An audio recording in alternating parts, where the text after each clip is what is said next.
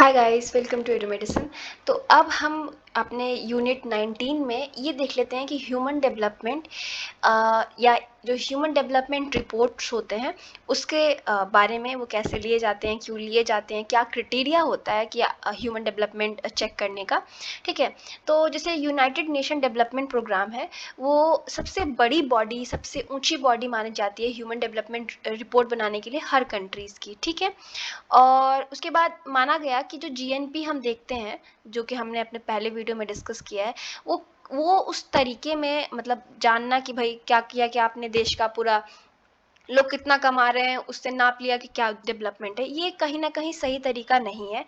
इसीलिए ये जो रिपोर्ट्स होती हैं वो बहुत सारे लेवल पे जांचती हैं कि किसी देश में ह्यूमन का कितना विकास हो रहा है, यानी ह्यूमन डेवलपमेंट कितना हो रहा है, और बहुत सारे सोशो इकोनॉमिक तरीकों को, आर्थिक और सामाजिक तरीकों को अपना के या लेवल्स को या टेक्निक्स रखती हैं, जिससे पता चले कि देश में कितना विकास है इंसान का। केवल पैसा तो आपका आर्थिक लेवल दिखा देगा, लेकिन समाज में कितनी आपको मतलब रिस्पेक्ट है, फ्रीडम है, क्या स्टेटस है, उसके बाद आपको क्या पॉलिटिकल राइट है, आपको क्या बोलने का अधिकार है, क्या आपको ह्यूमन राइट्स मिल रहे हैं। बहुत सारी चीज़ें होती हैं इंसान के जीवन में। ठीक है, तो जैसे कि मान लीजिए कि ह्यूमन, यहाँ पे एक कोट दिया गया है कि human development is about people. ठीक है, ह्यूमन डेवलपमेंट जो है वो लोगों के बारे में है, and about how development enlarge the choices, there choices. मतलब किस तरीके से अगर हम विकास करें, विकसित करें, वृद्धि करें, तो उनकी जो चॉइसेस हैं वो, उनके पास ज़्यादा ऑप्शंस होंगे, उनके पास ज़्यादा चॉइसेस होंगी। ठीक है, और जीएनपी ग्रोथ जो है, या केवल पैसा, या इतना आपके पास कितने आप अमीर हैं, कितना वेल्थ है, या आप कितना कुछ खरीद लेते हैं, या कितना आपने धन अपने बैंक बैलेंस बना के रखा है, ये तरीका पूरी तरीके से सही नहीं है। ठीक है, ठीक है, आप सिर्फ इनकम से तो आप एक चीज़ जान गए कि भाई चलो ये पैसा इंसान कमा रहा है, इसका मतलब हाँ इसके पास पैसा है, ये चीज़ें कर सकता है।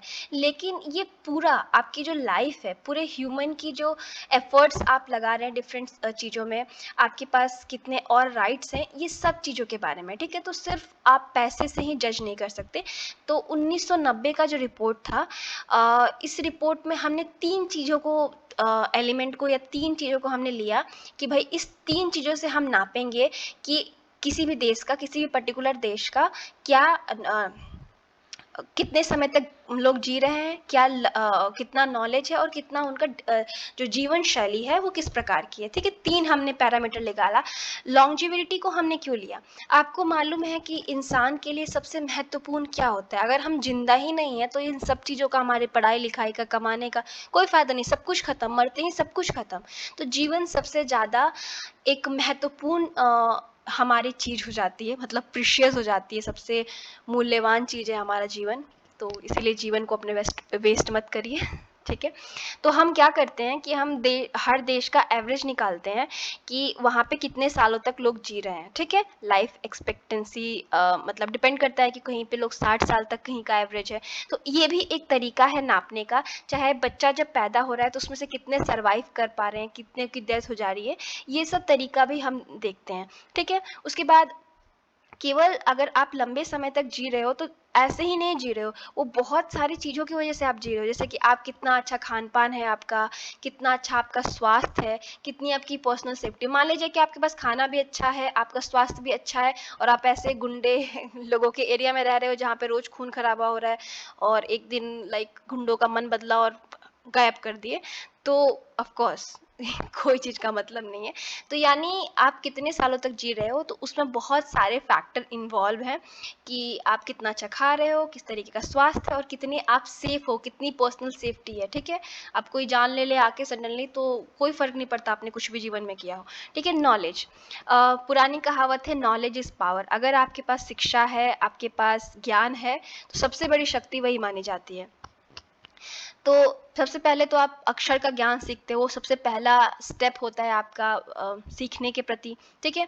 उसके बाद जो भी पर्सन जो है वो जितना शिक्षित होगा, उसके पास उतना शक्ति होगा, उसके पास उतने ऑप्शंस होंगे कि वो डिफरेंट डिफरेंट चीज़ें कर सके।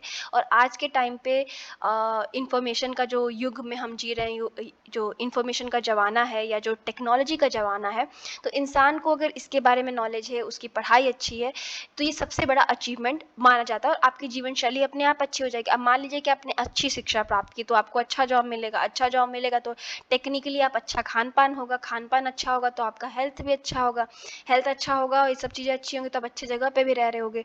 तो आपकी लाइफ तो पहले ही मतलब आपका उम्र तो 5-10 साल तो पहले ही बढ़ गया ना। तो नॉलेज एक इम्पॉर्टेंट फैक्टर है। उसके बाद डिसेंट लिविंग स्टैंडर्ड, यानी आपकी जीवन जो शैली है या जो आप जीवन जी रहे हैं, वो एक अच्छी जीवन शैली में आप जी रहे हो, आपके पास रहने के लिए मकान है। देखिए, एक तो सबसे पहले इसके बारे में हम देख लें कि ये बहुत ही मुश्किल पैमाना है नापने का, ठीक है?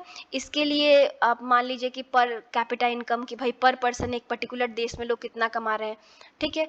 लेकिन इसमें बहुत सारे वेरिएशंस आ सकते हैं। मान लीजिए कि किसी देश में बहुत ज़्यादा गैप है। मान लीजिए कि एक तबका है वो खूब पैसा कमा रहा है, खूब पैसा कमा रहा है और दूसरे तबका बिल्कुल नहीं कमा रहा। तो हमने अगर किया तो भी उस देश में बहुत ऊँचा आएगा नंबर कि भई ज़्यादा लोग कमा रहे हैं, लेकिन बहुत सारे लोग गरीब भी तो हैं। तो इस टाइप से बहुत सारी डिफ़िकल्टी आती है, ठीक है? बट एक ये बहुत ही अच्छा तरीका है अगर हम इसको नाप लेते हैं कि भाई कितना इंसान खर्चा कर रहा है, क्या वो सही से अपनी जीवन शैली जी पा रहा है, उसके पास घर है, कपड़ा है, मकान है, शिक्षा है, उसको जो चीज़ों की आवश्यकता जीवन में पड़ती है, वो सब चीज़ें हैं, तो हाँ, उसके पास एक अच्छा जीवन है। अब मान लीजिए कि हमने 3 फैक्टर तो ऊपर मेंशन कर दिया कि भाई ये 3 चीज़ें हों तो हम मान सकते हैं कि एक इंसान के पास अच्छी जीवन शैली है या वो अच्छा जीवन जी रहा है या ह्यूमन डेवलपमेंट हुआ है वहाँ पे या हो रहा है। लेकिन इन सब में भी फिर लिमिटेशंस हैं, इसकी भी आप आलोचनाएँ कर सकते हो, ठीक है? और ये डिपेंड करती हैं कि किस जगह पे हैं, किस समय पे हैं, कौन-सा जेंडर है, बहुत सारी चीज़ों से ये इन अलग-अलग हो सकती हैं, ठीक है? अब मान लीजिए सेफ्टी का हमने फ़ॉर्मूला ऊपर डिस्कस किया, तो अगर हम बहुत सारे देशों में देखें तो औरतों की सेफ्टी हमेशा कॉम्प्रोमाइज़ होती है, ठीक है? जिन देशों में पैट्रियार्की ज़्यादातर पुरुषात्मक जो देश हैं, जहाँ पे मेन की ज़्यादा चलती है, जहाँ औरतों को ज़्यादा राइट्स नहीं है, तो वहाँ पे उनकी सेफ्टी तो वैसे ही खतरे में है। तो कहीं न उनके कभी मर्डर हो रहा है, कभी उनके पे एसिड अटैक हो रहा है, कभी रेप जैसी चीज़ें भी हो रही हैं। तो भले वहाँ पे कितना भी आप मान लीजिए कि आदमी लोग जी रहे हैं या चाहे सिचुएशन कितनी भी अच्छी हो, लेकिन विमेन के साथ हो रहा है डिफरेंट, तो हम कह सकते हैं कि वहाँ पे ह्यूमन डेवलपमेंट है। तो इन सब चीज़ों को जब भी हम समाज में कोई डेटा कलेक्ट करने की कोशिश करते हैं, तो समाज में मनुष्य रहते हैं। ये बिल्कुल भी फिज़िक्स, केमिस्ट्री की और मैथ्स की तरह नहीं है कि आपने एक फ़ॉर्मूला अप्लाई किया और आपको एक परफेक्ट आंसर मिल जाएगा। समाज बहुत सारे डिफरेंट डिफरेंट एस्पेक्ट से भरा हुआ है। समाज में बहुत सारी अलग-अलग चीज़ें हैं, जो अलग-अलग समय पे वो कर सकती हैं। अब मान लीजिए कि हम एग्ज़ाम्पल लेते हैं कि एक पर्टिकुलर कंट्री है, वहाँ पे लोग बहुत लंबा जी रहे हैं, ठीक-ठाक खाना भी खा रहे हैं, उनका हेल्थ-वेल्थ भी सही है। लेकिन जो उनकी जीवन शैली है, मतलब वो इस तरीके की चीज़ें खा रहे हैं, मैं कंट्री का नाम नहीं लेना चाहती, बट आपको समझ में आ जाएगा कि हाँ, उनकी जीवन शैली ठीक है। लेकिन उनकी लिविंग स्टैंडर्ड को अगर हम यूरोप के स्टैंडर्ड से देखें कि भई एक अच्छे घर में रह रहे हैं, जहाँ एसी लगा हुआ है, फ़ैन चल रहे हैं और ये सब चीज़ें अवेलेबल नहीं है, तो आप किस तरीके से जाँच करोगे, आप किस तरीके से डेटा डेवलप करोगे? मैं इसकी बात कर रही हूँ। आई होप कि आपको समझ में आ गया कि मैं बात क्या कर रही हूँ, ठीक है?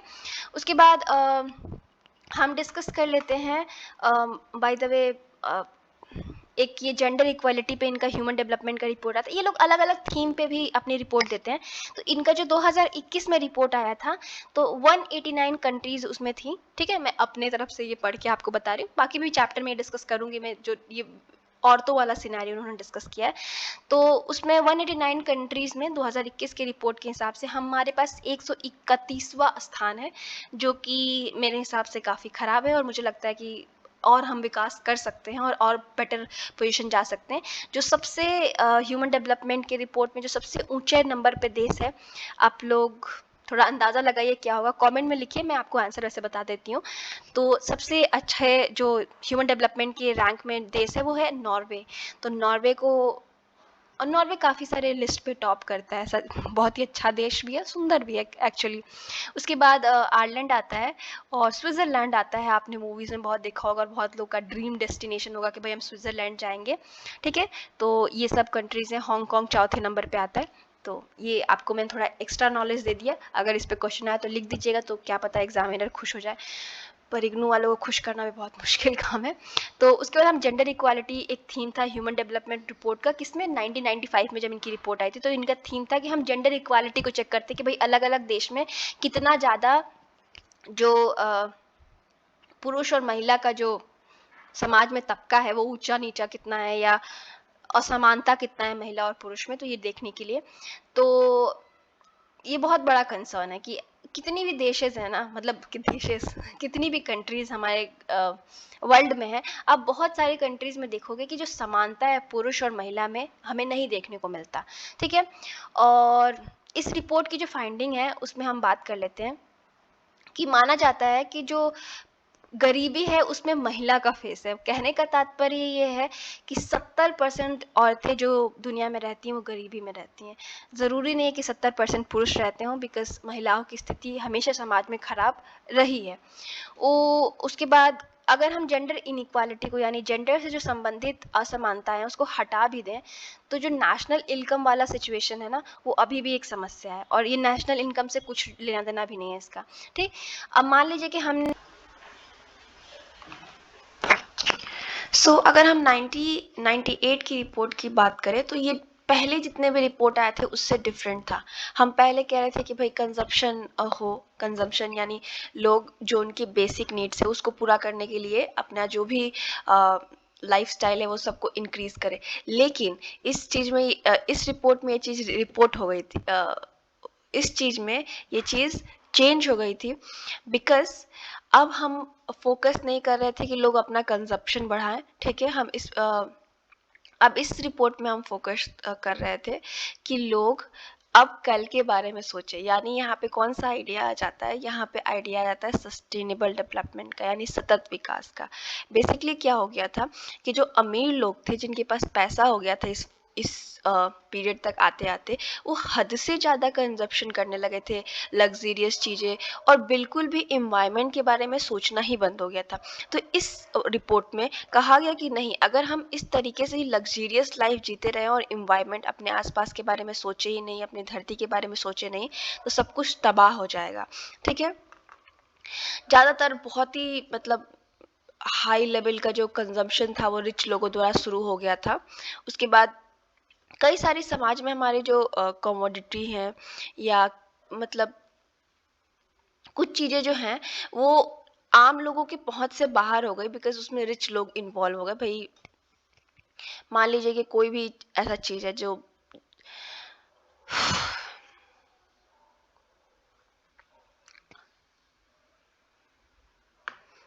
मतलब जो मार्केट था वो रिच लोगों से ही पूरा भर गया, रिच लोगों की नीड से। रिच लोगों ने कुछ चीज़ों को, अब मान लीजिए कि कोई चीज़ की मात्रा बहुत कम है, ठीक है, और उसकी डिमांड अगर बढ़ जाए और जिसके पास पैसा है वो खरीद के लेके चला जाए, तो और लोगों के तो पहुंच से बाहर हो गई ना वो चीज़।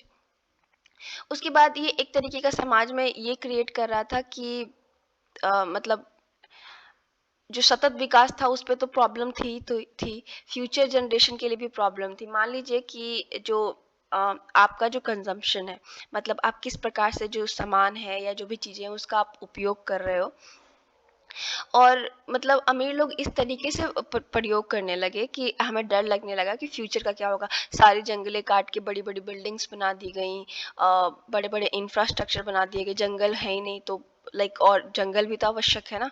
मतलब इतने बेसिक तो नहीं जाना तो पढ़ाने में तो मतलब बेसिकली कहने का मतलब है कि आप सब कुछ काट के जंगल को आप अपना घर बना रहे हैं, बड़े बड़े मेंशंस बना रहे हैं। आप जो छोटे छोटे नेचुरल जो वो होते हैं रिवर्स वगैरह, उनको आप कवर कर रहे हो। उनके ऊपर जो क्या बोलते हैं कि डैम्स बनवा दिए गए। तो इस तरीके का जो डेवलपमेंट हुआ बिना फ्यूचर का सोचे हुए, वो काफ़ी खतरनाक था, ठीक है। उसके बाद कुछ लोगों के पास हद से ज़्यादा मान लीजिए सामान आ गए, मतलब ओवर कंजप्शन कर रहे हैं, और कुछ लोगों के पास बेसिक चीज़ें नहीं है। पोल्यूशन, पॉपुलेशन बढ़ने लगा, पोल्यूशन बढ़ने लगा। उसके बाद नेचर को मतलब जो है वो ऑलरेडी हम परेशान तो कर ही रहे थे। तो इसीलिए इसमें कहा गया कि जो सस्टेनेबल डेवलपमेंट है वो नया एक वो चीज़ होनी चाहिए जिसके बारे में इंसान बात करे, और इस तरीके से हम बिना फ्यूचर के सोचे जो हम अपना पूरा धरती को बर्बाद करें, ऐसा हम ना करें। ठीक है, इस टाइम पे एक idea think globally and acting locally ये आया। बेसिकली क्या था कि जो अमीर कंट्रीज थी वहाँ पे मेजर इनका रोल था। जैसे कि अमेरिका, ये सब जो कंट्रीज जो पहले से ही डेवलप थी, वो बहुत ज़्यादा अपने इन्वायरमेंट को दुख पहुंचा रही थी या अपने इन्वायरमेंट को ख़त्म करने में लगी हुई थी, अपने आप को मॉडर्न करने के चक्कर में।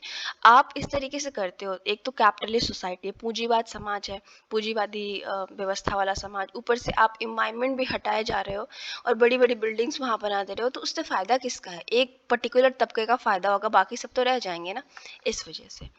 उसके बाद अगर हम बात करें इनके 2000 के रिपोर्ट का, इसका थीम था ह्यूमन राइट।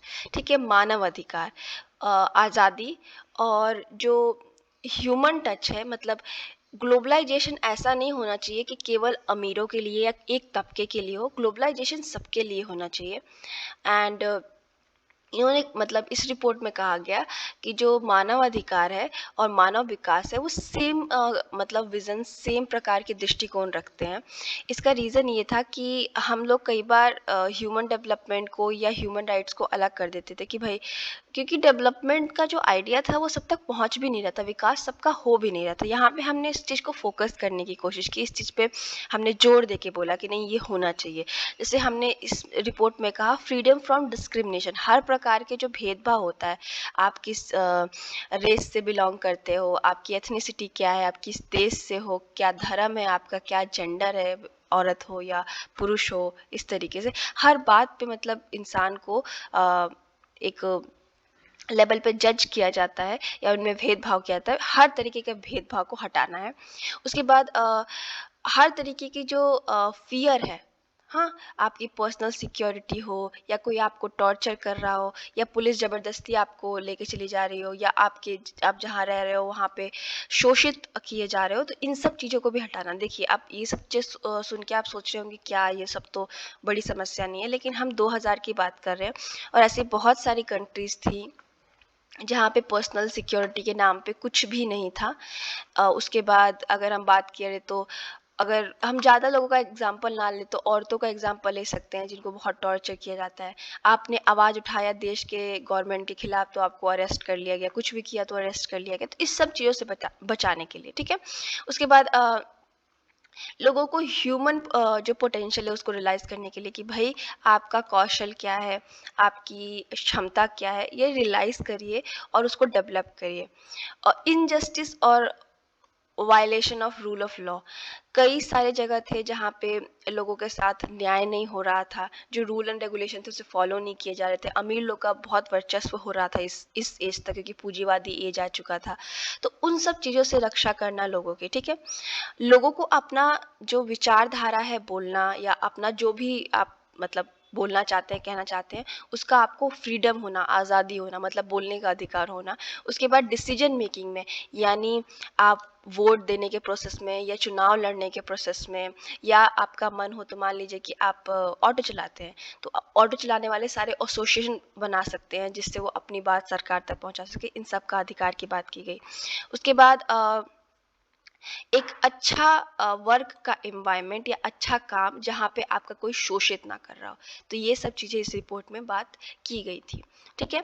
तो अब ये रिपोर्ट है 2000 का, जो मिलेनियम डेवलपमेंट गोल्स MDG, इसको बहुत पॉपुलर है, ये आगे रखता है। इसका बेसिकली काम होता है कि हम 15 साल में, 10 साल में एक टारगेट ये लोग रखते हैं बेसिकली। ये बहुत ही पॉपुलर है। देखिए, मैं सब कुछ आपको हल्का हल्का टच कर देती हूँ, आप इस चैप्टर को अच्छे से रीड करिएगा, शॉर्ट नोट्स बना लीजिएगा। आगे इसमें कैलकुलेशंस दिए हुए हैं, वो मैं नहीं कराऊंगी क्योंकि कैलकुलेशन आप खुद देख लीजिएगा। मैथ्स वैसे भी मेरा कोई बहुत अच्छा नहीं है कि मैं आपको कैलकुलेट करके दिखाऊँ, मैं आपको थ्योरी से बता देती हूँ, आपसे वैसे भी कैलकुलेशन नहीं पूछा जाएगा। उसके बाद जो ये मिलेनियम डेवलपमेंट गोल्स आए, इनका एम था कि भाई हम वो गोल्स रखते थे और टारगेट रखते थे कि भाई 15 साल के अंदर हम ये चीज़ करेंगे और हर देश को ये फॉलो करना होता है, ठीक है। एक डिक्लेरेशन बनाया गया कि भाई ये चीज़ आपको अचीव करनी है इतने टाइम में। हर स्टेट को, हर गवर्नमेंट को अटैक करना था किस पे, मान लीजिए कोई बहुत ज़्यादा कम कमाई कर रहा है तो उसके इनकम को बढ़ाना, उसके बाद जितनी मतलब हर देश में, जहाँ भी देश में भुखमरी हो गई, जेंडर इनइक्वालिटी हो गई, भेदभाव हो गया जेंडर के बीच में, उसके बाद education, health care, clean water, environment, इन सब की अच्छी व्यवस्था करना, उसके बाद टेक्नोलॉजी जो थी वो पुअर कंट्री को ट्रांसफ़र करना। यहाँ पे ट्रांसफ़र का मतलब क्या है, मतलब अमीर कंट्रीज़ जो हैं वो पुअर कंट्रीज़ की हेल्प करेंगे, ठीक है। तो ये कुछ गोल्स हैं और उनके टारगेट है, मैं आपको थोड़ा बहुत एक्सप्लेन कर देती हूँ, बाकी आप तो वैसे भी समझ जाएंगे। तो देखिए, सबसे पहला गोल था कि जो एक्सट्रीम पोवर्टी एंड हंगर है, यानी बहुत ज़्यादा गरीबी और भुखमरी है, उसको रिमूव करना है, ये गोल था। अब टारगेट क्या, टारगेट मतलब टारगेट ग्रुप कौन था या किसके लिए हम ये कह रहे हैं, तो हमें 50% उन लोगों को 1990 से लेके 2015 तक उन लोगों का नंबर कम करना था जो $1 से कम कमाते हैं। अब ये समझिए, नंबर कम करना, उनको हटाना ही नहीं है। मतलब इसका मतलब ये है कि जो गरीबी है, मतलब जो भी इंसान $1 से, अभी डॉलर चल रहा है कुछ 75, ठीक है, अरे ऐसा, ठीक है। तो $1 से कम जो भी कमाता था 1990 से 2015 के बीच में, या उससे पहले भी, उन लोगों को की जो मतलब सैलरी है, चाहे उनकी जो लाइफस्टाइल है, उसको बेटर करना है और उनको एक बेटर जॉब दिलाना है और उनकी लाइफस्टाइल ठीक करनी है, ठीक है। तो 50% का हमने एम रखा था। उसके बाद 50% हमें उन लोगों को भी कम करना था जो भुखमरी से सफ़र कर रहे थे। कम करने का मतलब ये मत समझिएगा कि ख़त्म ही करना था, प्लीज़। मतलब उनके नंबर को डिक्रीज़ करना या था, यानी उनको 50% लोगों को भुखमरी से बचाना था। उसके बाद प्राइमरी एजुकेशन, वो भी यूनिवर्सल प्राइमरी एजुकेशन, हर जगह हमें ये करना था, इंश्योर करना था कि हर बच्चा 2015 तक कम से कम अपना प्राइमरी एजुकेशन तो कंप्लीट करे। ऐसे बहुत सारे कंट्रीज़ थे जहाँ पे ये व्यवस्था नहीं थी। उसके बाद जेंडर इक्वालिटी और औरतों को एम्पावर करना था, सशक्तिकरण करना था औरतों का। तो देखिए, सबसे बड़ा एम था इनका, मतलब कि जो जेंडर इनइक्वालिटी है, जो जेंडर के बीच में असमानता है, उसको ख़त्म करना है। उसके बाद प्राइमरी और सेकेंडरी एजुकेशन जो है 2005 तक हर लेवल से 2015 तक सबको, मतलब देखिए, सबसे पहले तो अगर आपको किसी भी प्रकार की जो असमानता है समाज में हटानी है या सशक्तिकरण करना है, तो शिक्षा सबसे बड़ा एक हथियार होता है। पहले आप स्कूल्स में सिखाना शुरू करें, फिर औरतों को शिक्षित करें, तो वो अपने आप ही लड़ना शुरू कर देंगी या अपने राइट को जान जाएंगी। तो ये एम था। उसके बाद चाइल्ड मोर्टालिटी, मतलब जो बच्चे थे पैदा होते थे या 5 साल होने से पहले ही उनकी डेथ हो जाती थी बहुत सारी बीमारी और रीजंस की वजह से, उसको 1990 से लेके 2015 के बीच में 2/3 कम करना था, ठीक है। उसके बाद मैटरनल हेल्थ, यानी जब हम माता बनते हैं तो उस टाइम पे क्या होता है कि ना उनको सही प्रकार का पोषण मिल पाता है, ना हॉस्पिटल की उतनी अच्छी वो होती है, कई बार डेथ हो जाती है, तो उसको भी कम करना था। उसके बाद HIV और एड्स, मलेरिया और इस टाइप की बहुत सारी बीमारियां उस टाइम पे हद से ज़्यादा फैल रही थी, तो HIV एड्स को 2015 तक एकदम ख़त्म करना था, रोकना था। उसके बाद मलेरिया एंड अदर डिजीज़ेस को भी कम, मतलब ख़त्म करना था या कम करना था। एनवायरनमेंट सस्टेनेबिलिटी, सतत विकास या अपने एनवायरनमेंट को बचाने के लिए पॉलिसीज़ बनानी थी। ये आप इससे समझिए, ये सारे स्टेट्स को ऑर्डर, यानी सारी गवर्नमेंट, यानी सारे देश को ये ऑर्डर दिया गया था और ऑफ कोर्स UN भी सपोर्ट कर रहा था इसको करने में। तो ऐसी पॉलिसीज़ हर गवर्नमेंट बनाएगा या नेशनल प्लानिंग करेगा जिससे इन्वायरमेंटल डिग्रेडेशन कम किया जाए। तो बेसिकली कहने का मतलब ये है कि इन्वायरमेंट को बचाने के लिए, ये आप जो इन्वायरमेंट का हनन कर रहे हो उसको रोकने के लिए, पर्यावरण का जो हनन हो रहा है, मतलब लोग खेती ख़त्म किए जा रहे हैं, उसमें घर बनाए जा रहे हैं, जंगल ख़त्म किए जा रहे हैं, जानवरों को मारे, इन सबको रोकने के लिए जो सरकार है वो पॉलिसीज़ बनाएंगी, यानी हर कंट्री को ये कहा गया था कि आप ऐसी पॉलिसीज़ बनाएंगे कि इसको रोक सकें, ठीक है। उसके बाद जो है 50% जो है उनको sustainable access safe drinking water का दिया जाएगा। मान लीजिए कि हम देखें, बहुत सारी कंट्रीज़ हैं, चाहे बहुत सारे लोग ऐसे थे जिनको पानी पीने का जो साफ़ पानी भी अवेलेबल नहीं था, तो 50% उसमें से एटलीस्ट लोगों को ये चीज़ अवेलेबल कराने के लिए ऑर्डर किया गया था। उसके बाद जो स्लम्स में रहते थे उनकी जो ज़िंदगी थी उसको इम्प्रूव करना था 2020 तक, ठीक है। उसके बाद एक डेवलप करना था ग्लोबल पार्टनरशिप फॉर डेवलपमेंट, मतलब ग्लोबल का मतलब तो आप समझ गए कि सारे देश मिलके एक पार्टनरशिप विकास के लिए डेवलप करें। जैसे कि rural based non discriminatory trading system. मान लीजिए कि अमेरिका किसी भारत के गांव के साथ व्यापार कर रहा है, इस टाइप का भी सिस्टम एग्जाम्पल के थ्रू। तो मान लीजिए कि एक एग्जाम्पल लेते हैं, जैसे मधुबनी आर्ट के बारे में आपने सुन रखा होगा, जिसको मैथिली आर्ट भी कहा जाता है, जो बिहार में होता है और बिहार में ज़्यादातर औरतें करती हैं। पहले तो दीवारों पे मतलब अपने घरों पे करती थी, पर 1960 के बाद वो लोग पेपर वगैरह पे भी करने लगी, साड़ी वगैरह पे भी होता है अब तो औरतें ही ज़्यादा करती हैं। तो कई सारे अमेरिका के और भी ऐसे जो विकसित देश हैं वहाँ के लोगों ने वो चीज़ें खरीदना शुरू कर दिया। तो इस टाइप की डेवलपमेंट की बात की गई थी। देखिए डायरेक्टली वहाँ से खरीदा जा रहा है, तो इस तरीके से बिना भेदभाव किए व्यापार हो। उसके बाद जो लीस्ट डेवलप कंट्रीज़ हैं, तो आपको पता है कि 3 लेवल्स पे कंट्रीज़ को या 3 भागों में बाँटा गया है। 3 भागों में नहीं, 3 लेवल्स पे कह सकते हैं। तो एक तो सबसे विकसित देश, या दूसरे जो सब विकसित अभी हो रहे हैं, और एक जो बिल्कुल ही विकसित नहीं है, फर्स्ट वर्ल्ड, सेकंड वर्ल्ड और थर्ड वर्ल्ड। फर्स्ट वर्ल्ड में सब विकसित देश, सेकंड वर्ल्ड में जो अभी डेवलपमेंट कर रहे हैं, विकास के राह पे हैं, और एक जो बिल्कुल विकास के राह में पीछे हैं। तो अब जो एकदम पीछे हैं उनका जो हेल्प है वो सारी कंट्रीज़ करेंगी जो विकसित हैं, ठीक है। उसके बाद जो लैंडलॉक कंट्रीज़ हैं या स्मॉल आइलैंड स्टेट हैं, उनकी जो आवश्यकताएं हैं उनको देखा जाएगा। तो लैंडलॉक कंट्रीज़ क्या होती हैं? मान लीजिए एक देश है और वो चारों तरफ से बस देशों से घिरा हुआ है, कोई पानी का रास्ता, कोई व्यापार करने का मार्ग नहीं है। तो अब मान लीजिए कि वो कैसे व्यापार करेगा इंटरनेशनल लेवल पे वगैरह, तो इसकी हेल्प की जाए। उसके बाद मान लीजिए कोई आइलैंड कंट्री है, ठीक है, अब वो चारों तरफ से पानी से घिरा है, उसकी बहुत सारी नीड्स हो सकती हैं, तो उसकी हेल्प की जाए, ठीक है। तो ऐसी कंट्रीज जो स्मॉल है उनकी भी प्रॉब्लम को समझा जाए। उसके बाद जो डेप्ट प्रॉब्लम है, जैसे बहुत ज़्यादा उधार ले रखी है कोई विकसित कंट्री जो विकास के राह पे है, डेवलपिंग कंट्री, तो उसकी मदद की जाए। उसके बाद जो डेवलप कंट्रीज़ हैं, वो उन सारी कंट्रीज़ में जहाँ पे यूथ हैं और जिनको वर्क की ज़रूरत है, उनको अपनी कंट्री में भी एक वो दें। उसके बाद चीप और एसेंशियल ड्रग्स दिए जाएँ गरीब कंट्रीज़ को। ड्रग्स मतलब वो नहीं, नशीला पदार्थ नहीं, ड्रग्स मतलब दवाइयाँ, ठीक है, प्रोवाइड की जाए गरीब कंट्री को। और एक तरीके से इंटर्न मतलब कोलैबोरेशन समझ लीजिए, प्राइवेट सेक्टर जो है वो new products and information technology वगैरह लाने की कोशिश करे, ठीक है। और इस टाइप की चीज़ों की बात की गई थी, तो इसमें इतना ही है। और जो ये नेक्स्ट पार्ट है और ह्यूमन डेवलपमेंट इन इंडिया हम देख लेंगे, बाकी ऊपर वो कैलकुलेशन दिया हुआ है, आप देख लीजिएगा, चैप्टर बहुत बड़ा हो जाएगा।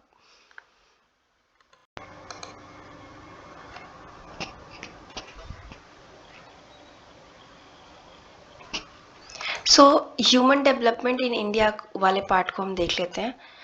तो सबसे पहले तो ये देख लीजिए कि इंडिया में भी एक डेवलपिंग कंट्री होने के बाद भी जो हमारे पास एक सिस्टम डेवलप किया, बेसिकली अंग्रेजों ने एक सिस्टम डेवलप किया जब भारत में थे, कि डेटा और इन्फॉर्मेशन वगैरह वो कलेक्ट करते थे, ठीक है, बहुत सारे एस्पेक्ट पे। मान लीजिए बहुत सारे इन्फॉर्मेशन और डेटा कलेक्ट करते थे, जैसे कि इकोनॉमी पे, पॉलिटी पे, एनवायरनमेंट पे, रिसोर्सेज पे, सब पे, ठीक है।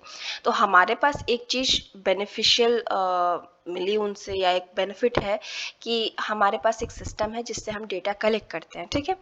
और इन एजेंसीज में national population census, national family and health survey, sample registration system and national sample survey etcetera आती हैं। इन दोनों में किस टाइप का डेटा कलेक्ट होता है, आप कमेंट सेक्शन में बताइए। उसके बाद बहुत अच्छा कंट्रीब्यूशन इन एजेंसीज का है, बट हम एक चीज़ देखते हैं, इनके बीच में कोऑर्डिनेशन नहीं है, सब अलग अलग निकाल रहे हैं, एक पूरा पिक्चर हमें देखने को नहीं मिल रहा। अब मान लीजिए कि हम एक एग्जांपल लेते हैं कि जो पॉपुलेशन सेंसस आता है, मतलब हम पॉपुलेशन जिसमें काउंट करते हैं कि भाई भारत में कितने नागरिक अभी रह रहे हैं, तो उसमें बहुत सारी चीज़ें नहीं होती, जैसे कि इनकम हो गया, ओनरशिप हो गई, किस प्रकार से मतलब उनका कंजप्शन पैटर्न है, खाना पीना, रहन सहन, और भी चीज़ें, ठीक है। उसके बाद सर्वेज जो होती हैं वो डिफरेंट डिफरेंट लेवल पे होती हैं, जिस पे हम एम्प्लॉयमेंट और वेज, कितने पढ़े लिखे हैं, उसके बाद डिसेबिलिटीज़, ये सब चीज़ें, बहुत सारी चीज़ें हैं जो छूट जाती है। बेसिकली कहने का मतलब ये है कि एक इंटीग्रेटेड एक ऐसा रिसर्च या ऐसा डेटा नहीं कलेक्ट हो पाता है जिसमें सारे एस्पेक्ट एक ह्यूमन लाइफ के कवर हो, ठीक है।